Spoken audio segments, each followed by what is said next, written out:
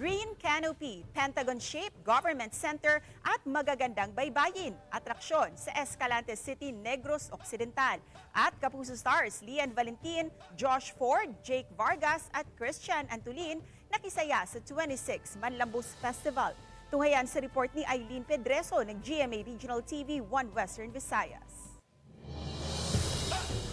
Maaliwalas na paligid na napapalibutan ng mga bulaklak. Itong sasalubong sa iyo sa Escalante City, Negros Occidental. Kaya naman tinaguri ang Green Canopy ang lugar dahil sa nakahilera na bougainvillea na may kulay na red, violet, pink at iba pang colors. Hindi lang ito nagpapaganda, kundi nagsisilbi ring masisilungan ng mga dumadaan, lalo na kung mainit ang panahon. Agaw atensyon naman ang Government Center ng LGU na hugis Pentagon ang arkitektura at disenyo.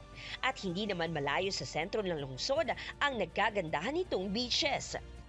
Bawat taon, ipinagdiriwang ang Manlambos Festival kung saan nagbabalik tanaw sa tradisyonal na pamamaraan ng pangingisda na pangunahing kabuhayan sa lugar. At masiging memorable ang selebrasyon ng sabing festival dahil sa pagdalo ng ilang Kapuso Stars.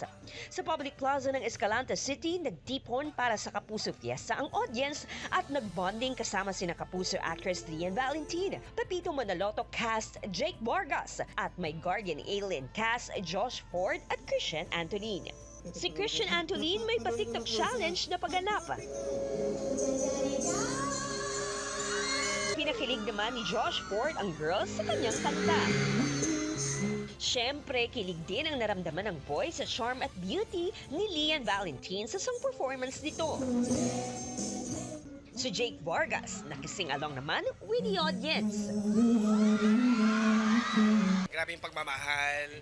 And first time ko sa Escalante and I think kailangan kong bumalik dito. Sobrang saya. At para sa akin, grabing energy nyo. Grabe, daming tao kanina. Daming tao. Sobrang happy ko sa mga kapuso natin na dumalo sa Escalante City at nakisaya sa amin. Sobrang na-excite ako and yung tao sa pagtanggap sa amin na mainit. Kaya nagpapasalamat po kami sa lahat-lahat ng sumusuporta sa amin.